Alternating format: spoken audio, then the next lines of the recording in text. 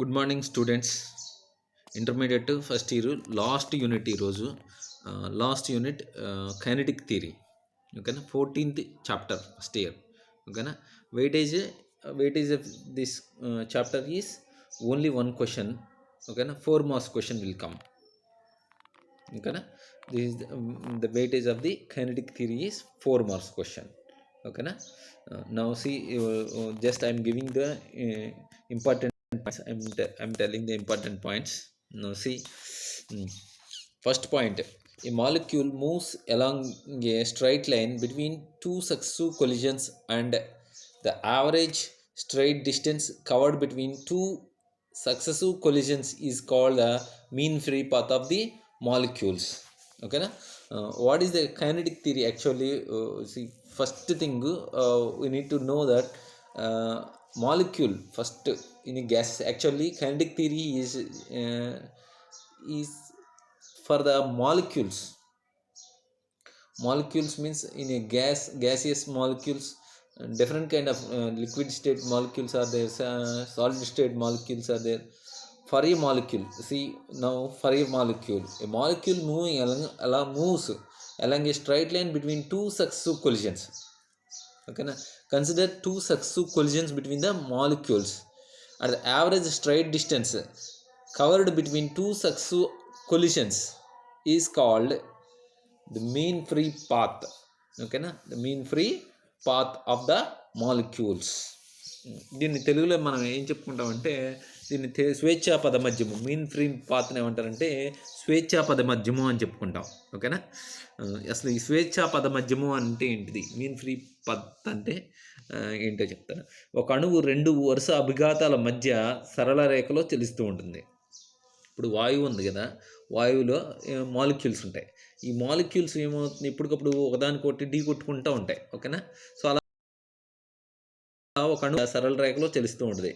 ఈ 2 వరుస అభిఘాతాల మధ్య అణువు ప్రయాణం చేసిన దూరాన్ని స్వేచ్ఛా పదమధ్యము అని అంటారు. ఇప్పుడు ఫర్ సపోజ్ ఒక గ్యాస్ని ఒకదాన్ని తీసుకోండి. గ్యాస్లో అణువులు ఉంటాయి కదా, ఈ అణువులు ఎప్పుడు ఒకదానికొకటి అభిఘాతం చేసుకుంటూ ఉంటాయి. ఓకేనా, ఆ అణువులన్నీ కూడా ఎలా పడితే అలా ఉంటాయి, ర్యాండమ్గా ఉంటూ ఉంటాయి. ఓకేనా, ఈ అణువులు 2 వరుస అభిఘాతాలు ఒకదాన్ని ఒకటి ఢీ కొడుతున్నాయని చెప్పుకున్నాం కదా. ఇలా ఢీ కొట్టుకునేటప్పుడు 2 వరుస అభిఘాతాల మధ్య అణువు ఎప్పుడు కూడా, ఒక అణువు ఏం చేస్తూ ఉంటుంది, సరళ రేఖ మార్గంలో తెలుస్తూ ఉంటుంది. ఈ 2 వరుస అభిఘాతాల మధ్య అణువు ప్రయాణం చేసిన దూరాన్ని ఏమంటారంటే స్వేచ్ఛా పదమధ్యము అని అంటారు. ఓకేనా, సో ఇది ఫస్ట్ పాయింట్. నెక్స్ట్ రెండో పాయింట్ చూడండి. Boils law states that at constant temperature the value of a given mass of a gas is inversely proportional to the pressure. V is directly proportional to 1 by P. That is constant temperature. Okay na? Wait. Boyle's law states that at constant temperature the volume of a given mass of a gas is inversely proportional to the pressure. V is proportional to 1 by P. It is constant pressure. దీన్ని తెలుగులో ఏం చెప్పుకుంటారంటే స్థిర ఉష్ణోగ్రత వద్ద నియమిత ద్రవ్యరాశి గల, okay, స్థిర ఉష్ణోగ్రత వద్ద నియమిత ద్రవ్యరాశి గల వాయువు యొక్క పరిమాణం దాని పీడనానికి విలోమానుపాతంలో ఉంటుందన్నమాట. అంటే 1 by P అని పెట్టడం, V is proportional to 1 by P అని పెట్టడం ఏంటంటే స్థిర ఉష్ణోగ్రత వద్ద విలోమానుపాతంలో అనమాట. డైరెక్ట్లీ ప్రపోర్షనల్ అంటే V is directly proportional P. ఇక్కడ విలోమానుపాతంలో ఉంటుందని చెప్పుకుంటాం కాబట్టి V is proportional to 1 by P అంటే ఇన్వర్స్లీ ప్రపోర్షనల్టీగా ఉంటుందన్నమాట. ఎక్కడ స్థిర ఉష్ణోగ్రత వద్ద, కాన్స్టెంట్ టెంపరేచర్ అంటే స్థిర ఉష్ణోగ్రత వద్ద. ఓకేనా, సో ఇది రెండో పాయింట్. నెక్స్ట్ థర్డ్ పాయింట్ చూద్దాం. చూడండి, థర్డ్ పాయింట్ ఏంటంటే చార్లెస్ లా గురించి చెప్తున్నారు. ఓకేనా, థర్డ్ లా ఏంటంటే చార్లెస్ లా గురించి చెప్తున్నారు. At constant pressure the volume of a given mass of A gas is directly proportional to the absolute temperature of gas. V is proportional to T where P is constant. అంటే P అంటే pressure కాన్స్టెంట్గా ఉన్నప్పుడు volume అనేటటువంటిది టెంపరేచర్కి directly proportional. So that's why this is the Charles first law. This is ఓకేనా. Directly you can simply remember that V is directly proportional to T. V means volume, T is temperature, P is pressure. Okay na? Volume is directly proportional to T at pressure constant. Okay na? That is the first point. Next, see the second point, at constant value. Okay, the pressure of a given mass of a gas is directly proportional to the absolute temperature of the gas. That is, P is proportional to T at a constant volume V. Okay na? So here we can say that P is directly proportional to T at constant V. See, observe the two equations, Charles first law and second law. V is proportional to T at constant pressure. Same like that. uh, uh, Next, second law is P is proportional to T at constant volume. Okay na? Volume directly proportional to temperature అనేది first నియమము constant temperature వద్ద. అలాగే రెండో నియమం ఏం చెప్తుందంటే pressure is directly proportional the temperature ఎప్పుడంటే దాని యొక్క వాల్యూమ్ అనేటటువంటి కాన్స్టెంట్గా ఉన్నప్పుడు. ఓకేనా? దీన్ని తెలుగులో చెప్పుకుందాం. ఓకేనా? తెలుగులో ఏంటిది, చార్లెస్ నియమాల్లో ఫస్ట్ పాయింట్ ఏంటంటే, ఒక స్థిర పీడనం వద్ద నియమిత ద్రవ్యరాశి గల వాయువు ఘనపరిమాణం దాని పరమ ఉష్ణోగ్రతకు అనులోమానుపాతంలో ఉంటుంది. ఓకేనా? ఇది చార్లెస్ ఫస్ట్ నియమం అనమాట. స్థిర పీడనం అంటే పీడనం కాన్స్టెంట్గా ఉండాలి. ఒక వాయువు యొక్క ఘనపరిమాణం దాని పరమ ఉష్ణోగ్రతకు అనులోమానుపాతంలో ఉంటుంది. అంటే volume is directly proportional to the temperature అనమాట. ఇప్పుడు where P is constant, pressure కాన్స్టెంట్గా ఉంటున్నప్పుడు. అలాగే సెకండ్ నియమం, చార్లెస్ సెకండ్ నియమం, స్థిర ఘనపరిమాణం వద్ద నియమిత ద్రవ్యరాశి గల వాయు పీడనం దాని పరమ ఉష్ణోగ్రతకు అనులోమానుపాతంలో ఉంటుంది అనమాట. అంటే ఘనపరిమాణం స్థిరంగా ఉండాలి, ఇక్కడ కాన్స్టెంట్గా ఉండాలి. దీని యొక్క ప్రెజర్, ఆ వాయువు యొక్క ప్రెజరు దేనికి దాని యొక్క టెంపరేచర్కి అనులోమానుపాతంలో ఉండాలి. ఓకేనా? So P is proportional to T where V is constant. ఓకేనా? సో ఇది చార్లెస్ నియమం. నెక్స్ట్ ఫోర్త్ పాయింట్ చూద్దాం, Dalton's law of partial pressures. It states that the total pressure exerted by a mixture of non-reactive ideal gas is equal to sum of the partial pressures which each would exert if it alone occupied the same volume at the given temperature. చూడండి, what is the meaning of this? ఈ meaning ఏంటి? Dalton partial pressures law అనమాట. This is Dalton మహాశయుడు. ఆయన మంచి scientist. ఆయన ఏం చేశారంటే ఈ పార్షియల్ ప్రెషర్స్కి ఒక నియమం, ఒక లా అనేటటువంటిది రూపొందించాడు అనమాట. ఓకేనా? సో ఆ నియమం ఏంటంటే, it's the total pressure excepted by a mixture of non reactive ideal gases is equal to the sum of the partial pressures. ఓకేనా? which each would be exert if it alone occupied the same volume at the given temperatures. See, తెలుగులో ఏం చెప్తారంటే దీన్ని ఆదర్శ వాయువుల మిశ్రమం మొత్తం పీడనం. ఓకేనా? మిశ్రమంలోని వివిధ వాయువులు కలగజేసే పాక్షిక పీడనాల మొత్తానికి సమానం. దీన్నే డాల్టన్ పాక్షిక పీడనాల నియమం అని చెప్తారన్నమాట. ఓకేనా? ఇదే డాల్టన్ అనే సైంటిస్ట్ యొక్క పాక్షిక పీడనాల నియమం అని చెప్తారన్నమాట. ఓకే? నెక్స్ట్ 5వ point, the root mean square speed is defined as the square root of the mean of the squares of the random velocities of the individual molecules of the gas. That is VRMS. అక్కడ RMS means root mean square. RMS అంటే RMS means root mean square R root mean MS square. ఓకేనా? VRMS is equals to root of 3 kb k suffix b t by m. ఓకేనా? ఈ విధంగా అంటారనమాట ఇది equation. దీని meaning ఏంటంటే, వాయు అణువుల సగటు వేగ వర్గాల మొత్తం యొక్క వర్గమూలాన్ని సగటు వర్గ మధ్యమ మూలవడి అని అంటారు. ఓకేనా? మధ్యమ మూలవడి, సగటు వర్గ మూలమ్మడి, దీన్ని రూట్ మీన్ స్క్వేర్ వాల్యూ అని అంటారు.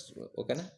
సో దీన్ని VRMS is equals to root of 3 kb k suffix b t by m అని అంటారు.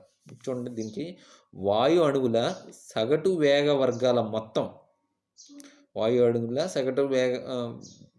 సగటు వేగ వర్గాల మొత్తం యొక్క వర్గమూలాన్ని, అంటే రూట్ ఆఫ్ దిస్ వాల్యూని, అంటే దీన్నే చూడండి ఒకసారి దీంట్లో ఏది దీన్ని వాయు అణువుల సగటు వేగ వర్గాల మొత్తం యొక్క వర్గమూలం అంటే ఈ రూట్ వాల్యూ అనమాట. ఓకేనా, ఈ వర్గమూలాన్ని ఏమంటారు? సగటు వర్గ మధ్యమ మూలవడి అని అంటారు. అంటే velocity of root mean square అంటారు అనమాట.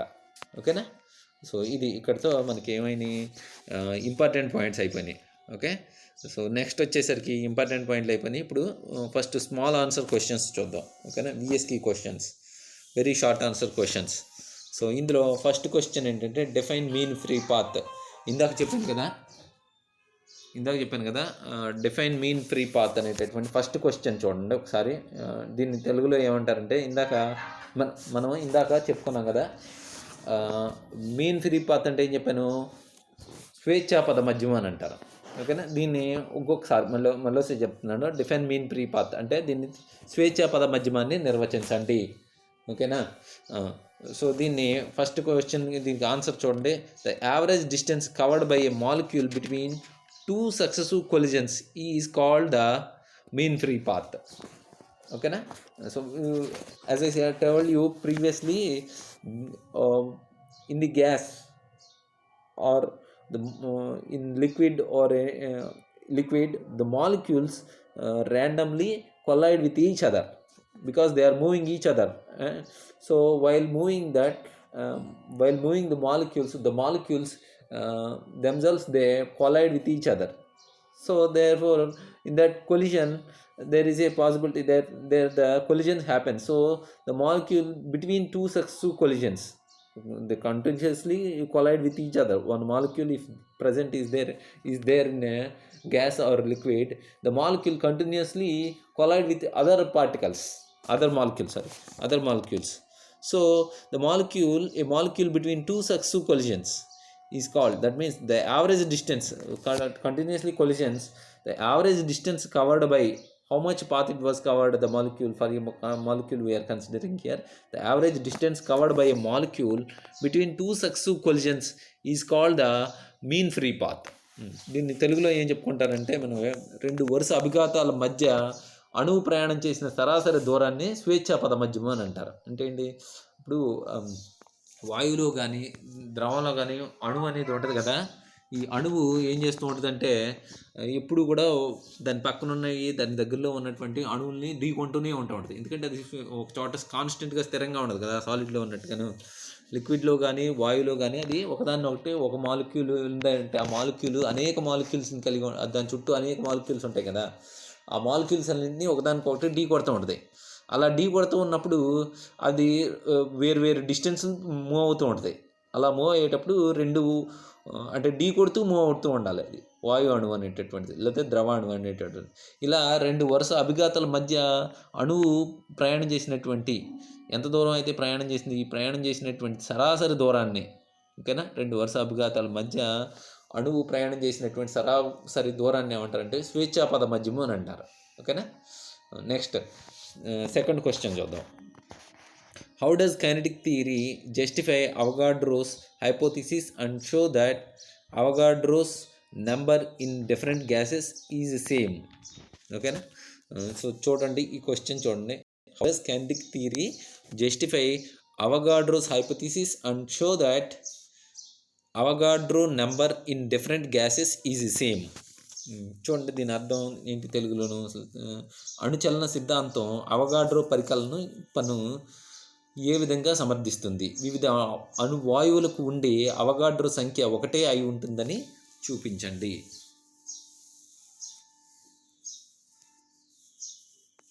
ఓకేనా, దీనికి చూడండి, దీని మీనింగ్ చెప్తాను చూడండి ఇప్పుడు. ఓకేనా, దీనికి జవాబు చెప్తాను చూడండి.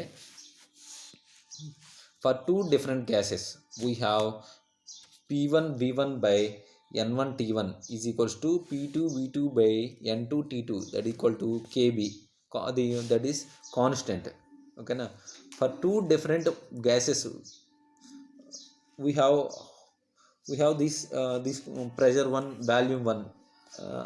temperatures, pressures, volume, temperatures. N means here the number of molecules. The same for if PVT are same, then N is also same for two gases. If PVT are same, then N is also same for the two gases. Okay na? uh, this N is called Avogadro's number. This N is called Avogadro's number. Okay na? According to Avogadro's hypothesis that the number of molecules per unit volume is same for all gases at a fixed temperature and pressure.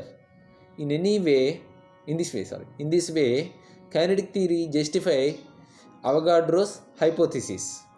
Okay na? So the N is here, where here say N1 N2 means N means Avogadro's number here.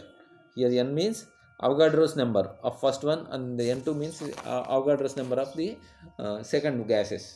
Okay na?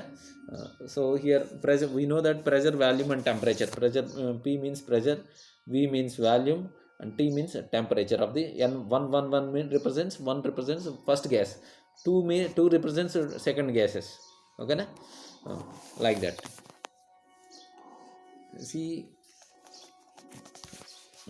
write the notes along with this. If you want, you can. I have to stop the video and write this video, write the notes if you want. Okay na? For the time. Now I am going to tell you about Telugu medium ఆన్సర్ని మనం తెలుగు మీడియంలో నేను తెలుగులో చెప్తున్నాను. రెండు వేరు వాయువులకు సమీకరణం ఇస్తున్నారు. ఆ సమీకరణం ఏంటంటే ఇది. ఓకేనా?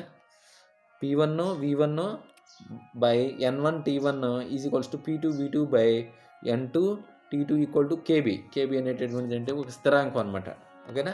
ఇక్కడ PVTలు సమానం అయితే రెండు వాయువులకి N కూడా సమానంగా ఉంటుంది. అంటే ప్రెషరు, వాల్యూము, టెంపరేచర్లు కనుక ఒక వాయువుకి సమానంగా ఉంటే కనుక ఆ రెండు వాయువులకి N కూడా ఏమవుతుంది?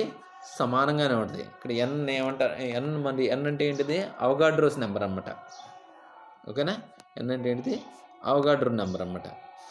అవగాడ్రో భావన ప్రకారం ప్రమాణ ఘనపరిమాణంలోని అణువుల సంఖ్య అన్ని వాయువులకు స్థిర ఉష్ణోగ్రత మరియు పీడనాల వద్ద సమానం. ఓకేనా? ఈ విధంగా గతిజ సిద్ధాంతం అవగాడ్రో భావనకు న్యాయం చేకూర్చుతుంది. ఓకేనా? N అవగాడ్రో సంఖ్య అంటారు. అవగాడ్రో అంటే ఏంటిది? అసలు అవగాడ్రో ప్రకారం ఏంటంటే ప్రమాణ ఘనపరిమాణంలో ఉన్నటువంటి, అంటే కాన్స్టెంట్ వాల్యూమ్లో, అంటే యూనిట్ వాల్యూమ్లో అణువుల సంఖ్య, how many molecules are there, అన్ని వాయువులకు స్థిర ఉష్ణోగ్రత మరియు పీడనాల వద్ద సమానం అవుతుంది అనమాట. ఈ ప్రమాణ ఘనపరిమాణంలో అణువుల సంఖ్య అనేది అన్ని వాయువులకు స్థిర ఉష్ణోగ్రత మరియు పీడనాల వద్ద సమానంగా ఉంటాయి అన్నమాట. ఈ విధంగా మనకి గతిశక్తి, కైనెటిక్ థియరీ అనేటువంటిది అవగాడ్రో భావనకు న్యాయం చేకూరుస్తుంది అనమాట. ఓకేనా? సో ఇక్కడితో మనకి ఎనిమిది సెకండ్ క్వశ్చన్ అయింది. నెక్స్ట్ థర్డ్ క్వశ్చన్కి వెళ్దాం. ఓకేనా? 18 నిమిషాలు. ఓకే, లాంగ్ వీడియో అవ్వదు. Okay, next question, third question చూడండి. When does a real gas behave like an ideal gas?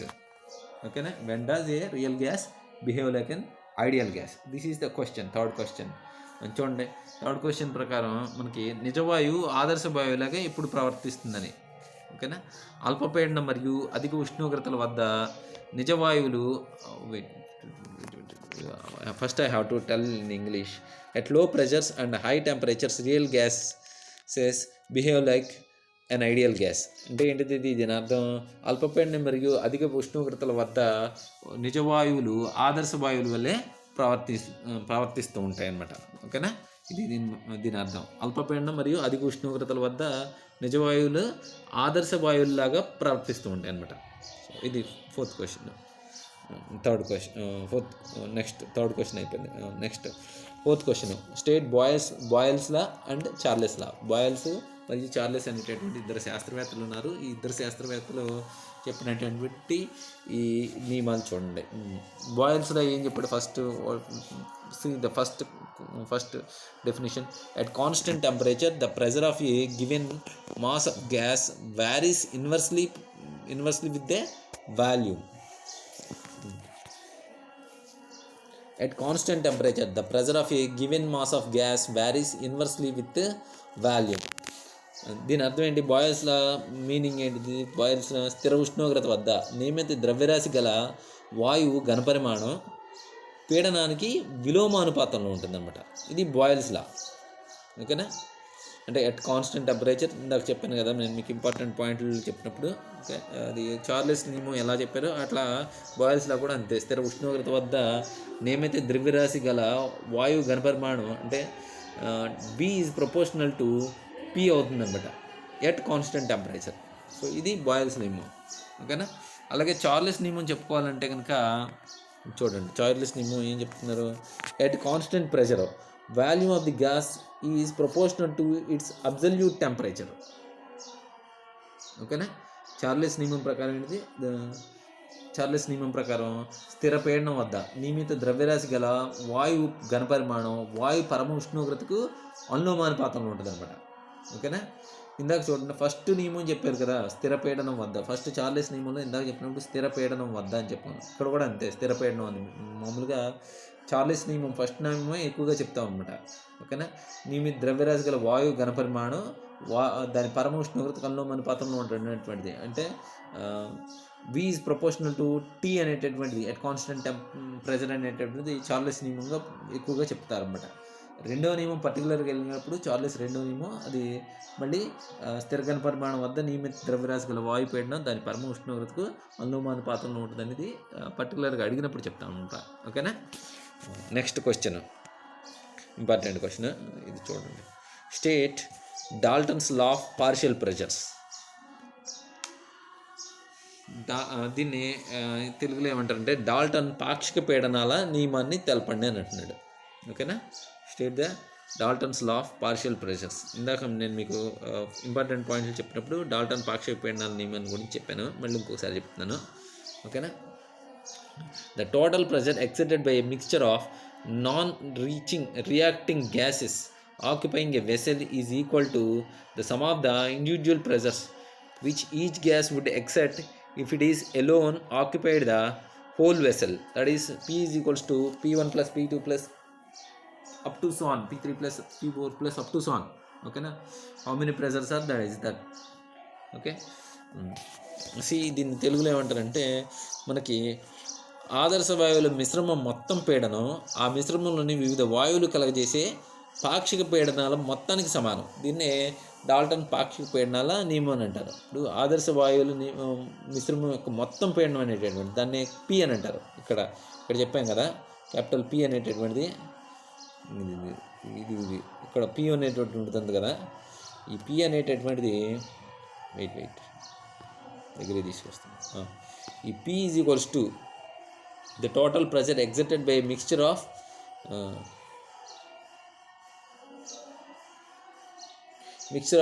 non-reacting gases occupying a vessel is equal to, that means here P, that means it is P, that is equals to sum of the individual pressures, okay, sum of the individual pressures which each gas would exert if it is alone occupied the whole vessel. That is P1 P2 plus P3 plus up to so on how many Pn. ఓకేనా? So these many pressures. దీన్ని మనం తెలుగులో చెప్పుకోవాలంటే కనుక తెలుగులో ఏం చెప్పుకుంటామంటే ఆదర్శ వాయువుల మిశ్రమం మొత్తం పీడనం దానికి పి అని అంటాం. ఓకేనా? ఒక పి అని అంటాం, క్యాపిటల్ పి అనమాట.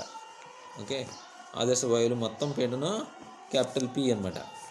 ఇది అది ఆ మిశ్రమంలో సమానంగా ఉంటుంది. దేనికి సమానంగా ఉంటుంది అంటే ఈజ్ ఈక్వల్ టు ఆ మిశ్రమంలోని వివిధ వాయువులు కలగజేసే పాక్షిక పీడనాల మొత్తానికి సమానం. అంటే ఒక వాయువు P1 కలగజేసి ఇంకో వాయువు P2 కలగజేస్తుంది, అలాగే P3 కలగజేస్తుంది. అలా ఎన్ని వాయువులు ఎన్ని పీడనాలు కలగజేస్తే ఆ పీడనాలు మొత్తం అనేటటువంటిది ఆదర్శ వాయువుల మిశ్రమం మొత్తం పీడనానికి సమానం అవుతుంది అన్నమాట. దీన్ని ఏమంటారంటే డాల్టన్ పాక్షిక పీడనాల నియమం అని అంటారు.